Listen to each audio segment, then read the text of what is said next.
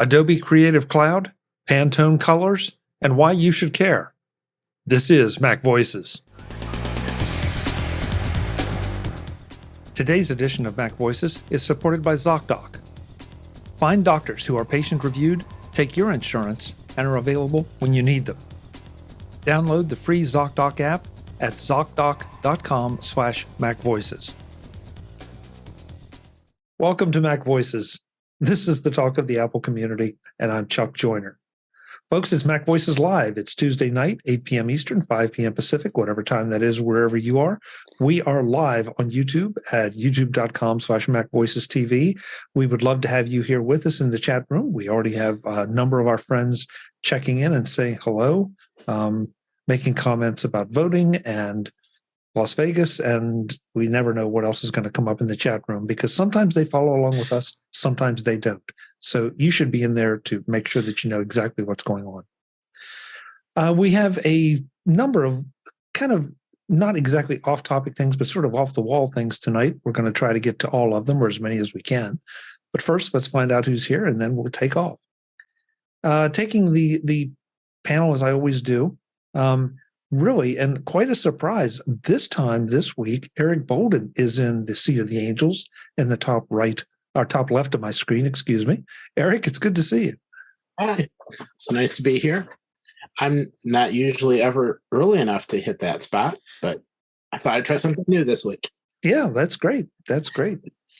Sitting in the not seat of the angels in the top right of my screen, Mr. David Ginsburg, looking like he's ready for a boxing match.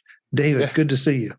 Good to see you. Yeah, I'm getting a little under the weather this week. I was in Vegas and then caught a cold here. So if I sound kind of strange, that is why. I'm sorry. That's miserable. I know it's not summertime anymore, but colds are miserable no matter what time of year it is. Yeah, so it's been a little nasally. What good to do? But yeah. Mr. Jeff Gamet is here. Jeff, good to have you. It's great to be here. I fully accept that I will never be in the angel spot, and that seems appropriate. I'm afraid to ask where you think is appropriate, but we'll take what we can get. I'll draw you a picture. Yeah, please. Joining us with a collection of helmets, Ms. Brittany Smith has arrived. Brittany, good to see you. Thanks for having me, Chuck. You want to explain the helmet thing? I bought them and they're awesome. Actually, that's not true. This one was a gift. Okay. And that's as I far came as you home can with go. a bunch of helmets. No. They are but awesome, they are, and this is the way. Yeah. This is Captain This Rex. is the way. One of the clone troopers. That's his helmet. This is an X-wing pilot, and the last one needs no explanation. Mandalorian. Okay. All right. Well, that's good. That's good. Also joining us, just getting in under the wire, Ms. Kelly Guimont. Kelly, good to see you. Hey, I'm trying a new audio setup, so let me know if it sounds okay or terrible or It nobody sucks knows ass. the difference. Yeah, it's really bad. Yeah, sorry. We'll Yeah. troubleshoot over text. I Yeah. think so. Yeah. So First while word sounds like Not fast. while Kelly is taking care of her audio setup, we kind of slammed the judgment to that one, didn't we, guys? Wow, that was quick. First story up tonight. I'm going to throw in the chat rooms right now. Oh, God. I'm already coughing. See, I can't if you don't watch the video and you're only Better? listening, you miss Yes. important Yes. moments. Much better, Kelly. So the first story is an article from 9 to 5 Mac. This has been kicking around for a little while, and we just haven't gotten to it in some of the earlier shows, where the Pantone color support has sort of been removed from Adobe software. And before I go much farther than that, I want to ask Jeff to clarify what's going on here, because there have been a number of stories out there. Some of them, no, a lot of them seem to be contradictory, and I want to make sure we give you all good information. So, Jeff, what exactly is happening here, and where does it stand? Okay, so first, for the people that don't understand what Pantone is, which is totally a reasonable thing. Pantone is a proprietary color matching and pigment mixing system that's owned by Pantone. And every year, the colors, the mix ratios can change, and there's various reasons for that. Like changes in the types of inks that are being used, and anyhow. So when you're working with Pantone colors, they are standardized across everything. So you can look at like a color chip, like you would get at the paint store, that you take home and hold up to the wall and say, "That's the color I want." There are whole books that Pantone produces that show all of these different colors, and that way, when you are going to print a job and you've selected Pantone colors, you know exactly what colors you should see when the project comes off of a printing press. And now with the whole digital world, there are like RGB and hex values that match up to the Pantone colors.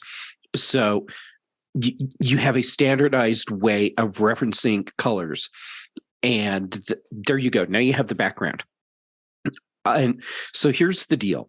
Adobe has had a licensing deal with Pantone for a long time to include Pantone color as part of the Creative Suite apps. And this predates it being Creative Suite, way back when Photoshop, InDesign, and Illustrator were all like individual packages that you would buy. The problem is that several years ago, like many years ago, the whole process just kind of stalled. And so Adobe products were not getting updated Pantone color tables. Well, at some point, that becomes a serious problem, because if you're expecting to see like Pantone 128, and that's not what you actually get on your print job, but that's what you thought you were picking, well, the color might be different now. Like the shade might be a little bit different. So the problem here is that with all of that data being so out of date, even though we still had it available to us in the Adobe apps, it actually wasn't accurate information anymore. So that means that Adobe has to negotiate new licensing with Pantone. The licensing originally didn't actually cost Adobe anything, which was smart for Pantone, because that helped them make sure that that Pantone was a default color set in the Adobe apps. There are other systems like Pantone with different names. So now we have this thing where Adobe says, "Hey, we need to update the color tables for Pantone." And Pantone says, "You really should, because you're like years and years out of date. Here's how much a licensing costs." And Adobe's like, "Wait, what?" So now we have this problem where Adobe actually can't license Pantone to include in their products. Therefore, they can't actually display Pantone colors in their products. So what that means is that if you have created a project in Photoshop, Illustrator, and Design, and it uses Pantone colors, depending on which color set it is, because you have like coded and uncoded, which refers to the type of paper you're using. There are some Pantone colors that won't display now, and some that will. And in a few months, it changes so that the ones that are displaying won't, just because of the licensing cycle. And that means that for the colors that can't display, they will still show the name of the correct Pantone color, but they will appear black in your document, which is completely useless unless you're actually using the specific Pantone black that would coincidentally just match up to the color you're seeing, but you're not. And so now, if you want to have Pantone colors in your Creative Suite apps, you as the user get to license them, which means you now pay a licensing fee to use the Pantone colors. That's it in a nutshell. Okay, Yes, Kelly, you have a question, and then I'll ask mine. Is that an in-app purchase? I'll show myself out.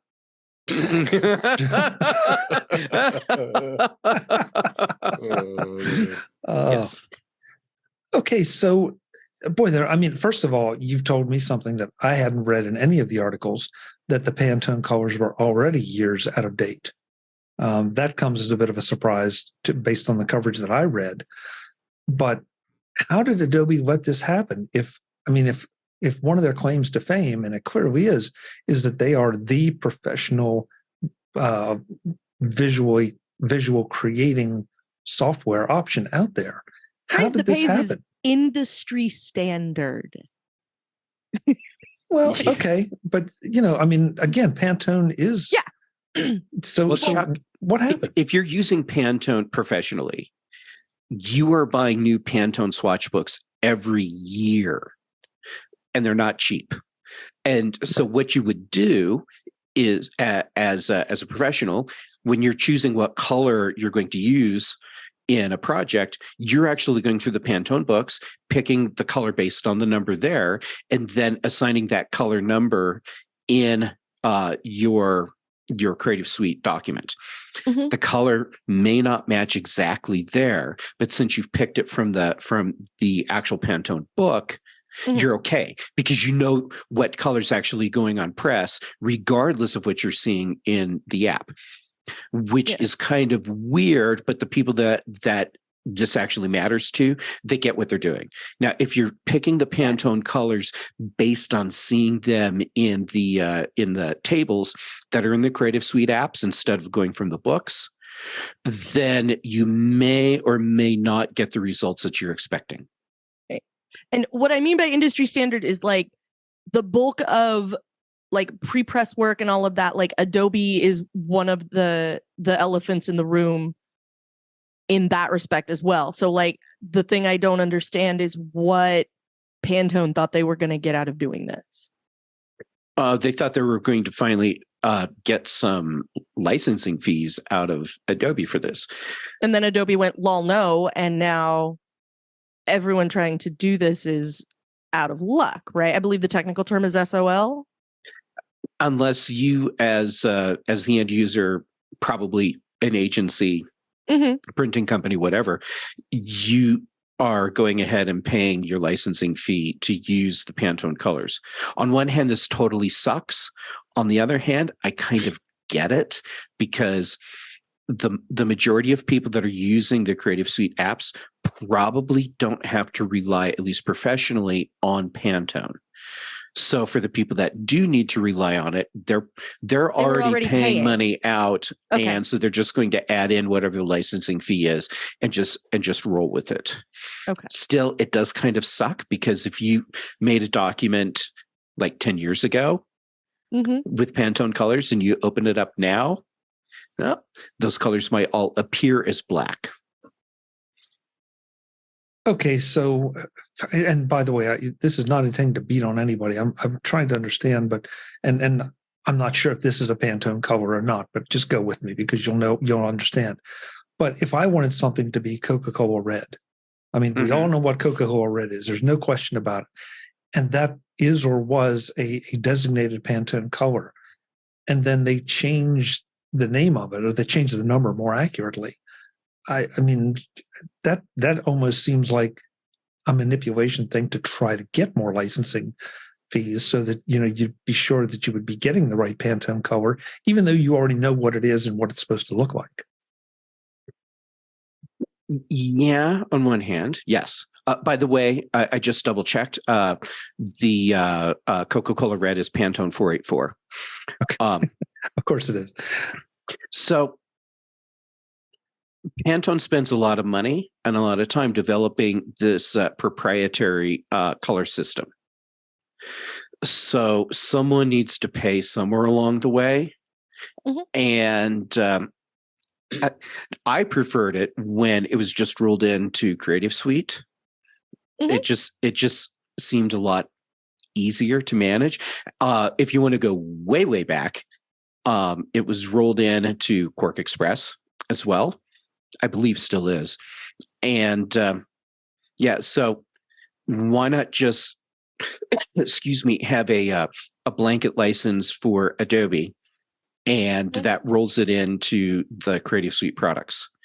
My guess is that Pantone didn't want to do that because they ran the numbers, and their Excel spreadsheet said, based on the number of people that actually rely on Pantone, if we license direct to the end user or the end user company, we'll be bringing in more money than if we license in bulk to Adobe.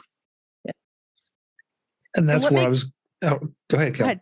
Well, what makes this useful, like in practical terms, an example I can give, and Jeff, please jump in if I'm screwing this up, but this is useful for things like I'm a design house in Chicago, and I need to have things distributed rapidly on the East Coast and on the West Coast on the same day at the same time. This means I'm contracting with a printing with somebody doing the print work on the East Coast and somebody doing the print work on the West Coast, 2 different places. Maybe it's 2 different companies. Maybe they don't even talk to each other, but I need to know that what comes out at the end is exactly the thing that I designed, in the colors I designed, in the layout I designed, all of that. And so if I tell 2 different places who have no previous knowledge of each other, use this paper, use this design, here's the set of Pantone colors, I am going to, in theory, get identical products on the East Coast and on the West Coast as I desire. So that's one of the things that makes having the Pantone book and by extension, paying for the Pantone colors and the books, that's part of what makes it a useful subscription to have. Like, why am I paying to make sure that I'm getting Coca-Cola Red is a very, very different, is a very different thing the bigger a company you are. And the bigger company you are, obviously at that point you are paying Pantone directly for any number of swatch books and whatever else. And then the thing that I think is interesting in this is that was the thing that I would get questions about doing support.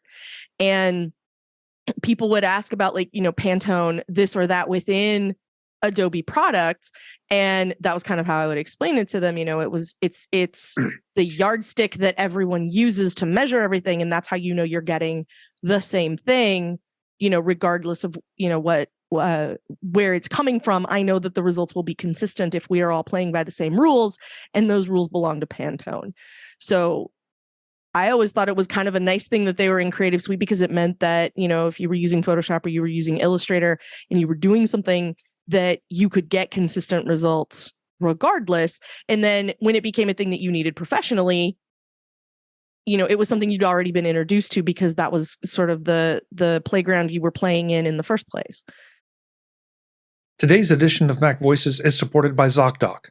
Find local doctors who take your insurance at Zocdoc.com/MacVoices. Going to the doctor is seldom fun. What makes it even less fun is when you need to see the doctor but can't because they don't take your insurance, or can't give you an appointment for 6 weeks. When you need to see a doctor, you need to see a doctor. That's why you need to know about Zocdoc. Zocdoc is a free app that shows you doctors who are patient-reviewed, take your insurance, and are available when you need them.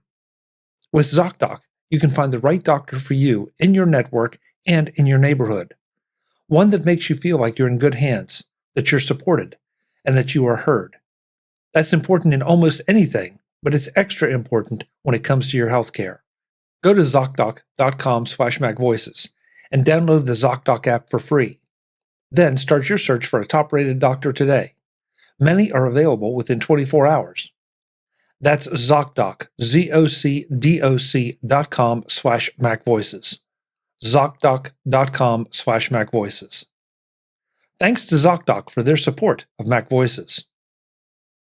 Well, just to point back to the article I just put in the chat rooms. So it does appear that I, as an end user, can pay $15 a month for access to Pantone colors in my documents. So this is not, it's not something where everybody's been left out with 10 years back worth of art, then they're left high and dry. It's just that they're going to have to spend $15 a month to get those colors back into the Creative Suite. Yes. And the documents that you have that already have Pantone colors in them, even if you haven't licensed or you're not paying for a new license, those documents aren't broken. You can give them to someone that is paying for their Pantone license, and they will see all your colors in the color they're supposed to be. Now, as long as we're talking about this, I should offer up a workaround, because that's actually kind of important for some people. If you are using alternatives to Creative Suite, and by alternatives, I mean the Affinity suite of apps, they are not affected by this Pantone licensing issue. So they have Pantone libraries built in, and they all work. So here's the workaround that I have for you. Just use the Affinity apps. But if that's not ultimately an option for you as your sole design tool set, pay for the Affinity apps so you have them on at least one computer. Then set up the documents with the Pantone colors that you need in the Affinity apps. They save in the native formats for Creative Suite. Open them in Creative Suite just to make sure that everything's still there, even though the colors are black. And now you can send those files off and do whatever other edits and work you need to in those documents in Creative Suite, but you still have your Pantone colors. And now the people that are paying for the license, that are going to print your job, they will see the document as it's supposed to be. So you're saying that, we'll use Affinity since you brought it up, that they are paying for the Pantone license? I don't know what agreement they have with Pantone. What I do know is that the Pantone color libraries are fully functional in Affinity Design, Affinity Photo, and Affinity Publisher. Okay, but I have to ask the question, but are they accurate? Since for the last 10 years, based on what you said, I may have thought I was using Pantone colors, and now I'm discovering that, well, I was close, but maybe not. Well, that's actually a really good question. Okay, so Adobe did not update their libraries. From what I understand, the Affinity libraries are much newer. And okay. And so I can't say with 100% certainty, but when the Affinity apps got Pantone support, it was at some point after Adobe had stopped updating their libraries. So even if they're not completely up to date, they would still be newer than anything that Adobe had. Okay. Brian in the chat room says, such an interesting conversation. Thank you for fleshing it out. It's an area of tech I'm not familiar with and difficult to understand from the articles I saw. And Brian, that's exactly why I wanted to bring it up here. So I'm sure that there's a segment of the audience out there that everything just either went over their head or they didn't care. But I don't produce things professionally, but if I'm expecting a certain shade of blue to come out and it comes out a little bit closer to purple, I'm going to be kind of upset. And now I have a better understanding of why. That's why you always have up-to-date Pantone color charts, color books, because it ultimately doesn't matter in the end if Adobe's library is 10 years or 15 years out of date. If you are picking your colors based on the current color charts, because if you choose, in this case, we'll stick with Pantone 484. And you look in the color book and you say 484, great. And so that's the color, the Pantone color you assign in Illustrator. It doesn't matter if the color doesn't look exactly the red you want in Illustrator, because you know what color is going on press based on your up-to-date swatch book. Right. Okay. Thank you. I mean, I'm glad, because there were so many different and again apparently conflicting articles out there, and I wanted to get it straight from someone that knows that area and has some expertise in it. And so the thing that still blows my mind is what I said before, that the Pantone libraries have been out of date all this time within the Creative Cloud, and it seems to have been just I don't know, maybe just acknowledged as that's the way it was, but I've never read a single article about this in the last few years, at least in the mainstream articles that I try to pay attention to. Yeah. Well, Jeff broke it down just about right, which is if you're not using them for anything, you're not going to notice. And if you are using them for something of consequence, you were already paying for the books and everything anyway to get part of that, to make sure that you're getting what you need. So you would never notice because you already know generally that either you've got a new library that you can drop in to the software that you're using, or you are already discounting whatever it is your monitor's telling you because your designer's turned on night mode or true tone or whatever. And now, it's not going to look quite right on the screen anyway, but it's going to come out at the end okay. Yeah. One place where this can kind of bite people, one place where this can bite the real professionals where the color accuracy is critical is if you're using the Pantone colors knowing that they're going to be printed CMYK, because part of what Pantone does is give you the 4 color seps for Pantone colors. Now they can't be exactly the same as the Pantone, the real Pantone color, because that's how pigments work. So if you're using outdated Pantone libraries in an app, there's a possibility in some situations that the 4 color separation may not be exactly what you think it's going to be. For most people, they won't know. And the color variation that they would see across a print job, they wouldn't even notice. For the people that it really matters, they would notice. But they're the people that are going to have the up-to-date books anyhow, and that they'll make sure that they have the right colors. Cletus in the chat room says, so even if there was another company in the Pantone arena, would Adobe jump ship? Well, Adobe's already kind of jumped ship, I think. Well, Adobe support, that's a good question. Okay, so the other big name player in the spot color pigment game is Toyo. And Creative Suite, Creative Cloud supports Toyo as well. So it's not like they're jumping ship, because Adobe's thing was, we need to support all the pro level color sets. And now we just have, well, Toyo's still supported directly in the app without having to pay a separate license, but not Pantone. Interesting. And it doesn't sound like there's necessarily a bad guy in this environment, because I get what Pantone's trying to do. I understand what Adobe's trying to do. It's unfortunate that the users just get caught somewhere in the middle. Depending on what kind of user they are, it may not make a difference, as both Jeff and Kelly have said, but to some it will. So, yeah, and affinities out there. I had another thought about that, and it is so gone from my head.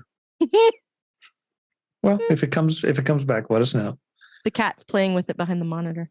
Very plausible.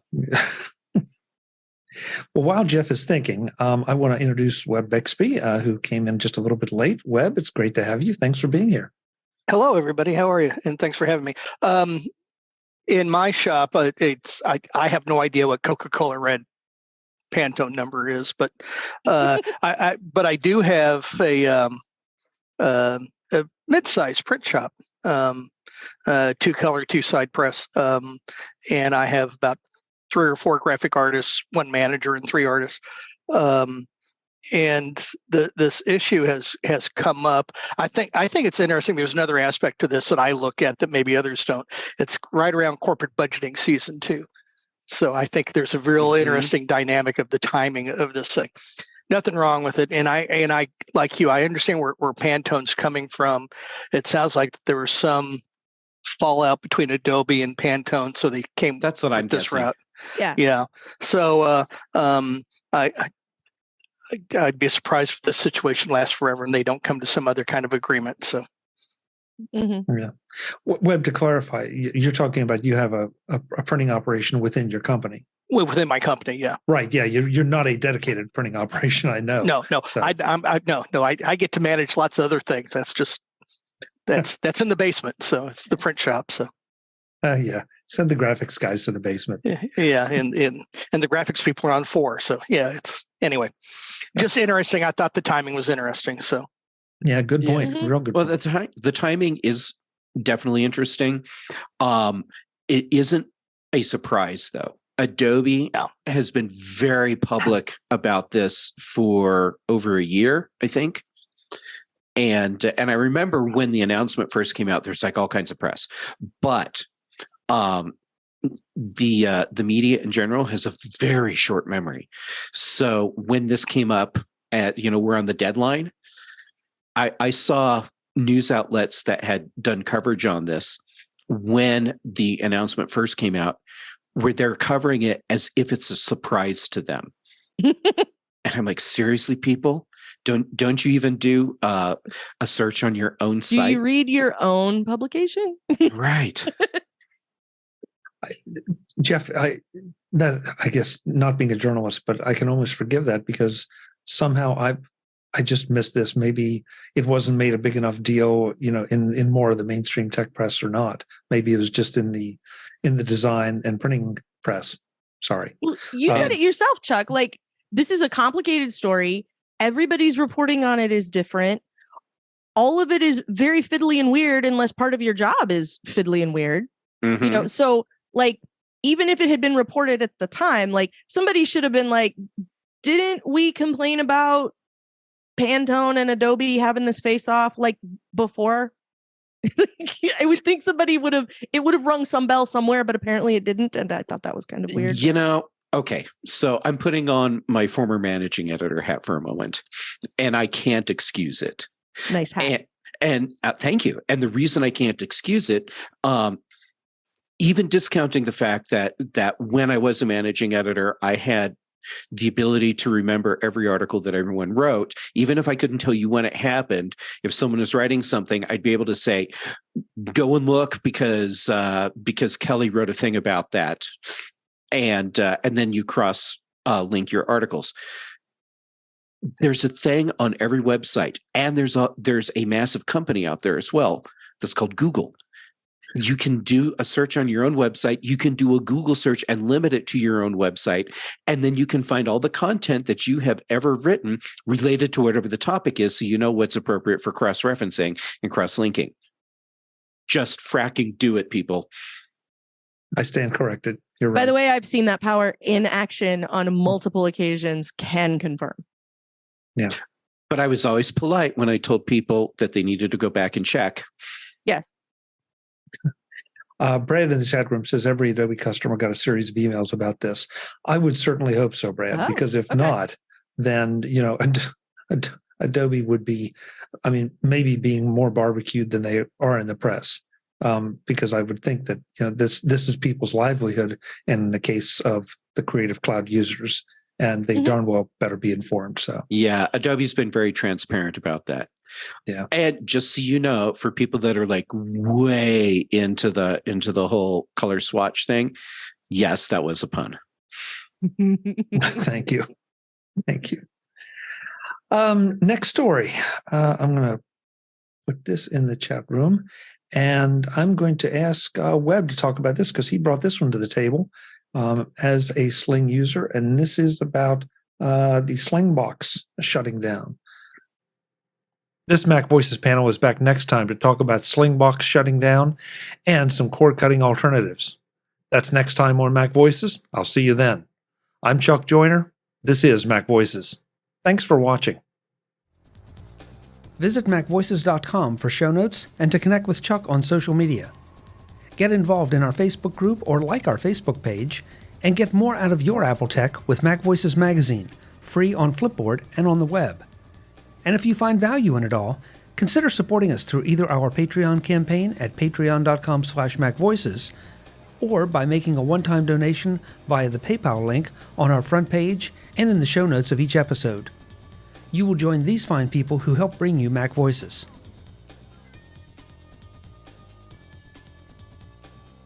Advertising handled by Backbeat Media at backbeatmedia.com.